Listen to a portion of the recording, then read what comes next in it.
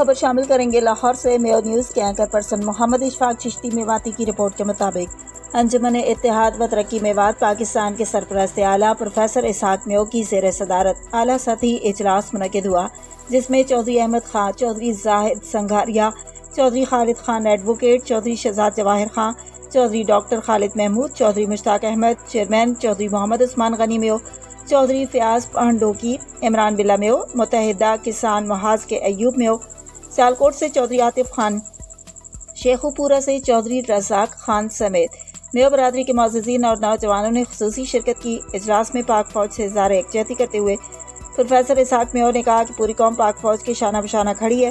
پاکستانی عوام کے ذہنوں میں پاک فوج کے خلاف زہر گھولنا انتہائی خطرناک اور تشویشناک ہے۔ جو لوگ پاکستان کے شہداء کے خلاف بول رہے ہیں وہ پاکستان کی جڑوں کو کھوکھلا کرنا چاہتے ہیں۔ پاکستان کو اس وقت بین الاقوامی خطرات کا سامنا ہے۔ پاکستانی عوام اور پاک فوج کو یکجا دو قالب کی طرح دھڑکنا ہے۔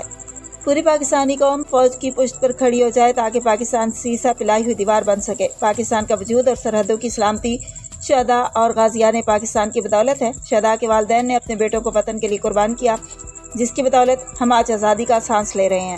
قوم کے پاس ایسے الفاظ نہیں ہیں کہ ان شہداء پاکستان کو خراج تحسین پیش کیا جا سکے۔ پاکستان کے دشمن مسلسل سازش کر رہے ہیں کہ پاکستانی عوام کے ذہنوں میں پاک فوج کے لیے نفرت پیدا کی جائے، مگر ان کی یہ سازش کسی صورت کامیاب نہیں ہو سکتی۔ پاکستان کو انتہائی شفاق دشمنوں نے چاروں طرف سے گھیرا ہوا ہے۔ انہوں نے کہا کہ 14 اگست کو شہداء و غازیان پاکستان کو خراج تحسین پیش کرنے کے لیے بہت بڑا اجتماع منعقد کیا جائے گا۔ پاکستان کی عوام اور فوج ایک ہی پیج پر موجود ہے۔ ملک دشمنوں کی کوئی چال کامیاب نہیں ہونے دی جائے گی۔ پاکستان کا بچہ بچہ اپنی افواج کے شانہ بشانہ کھڑا ہے۔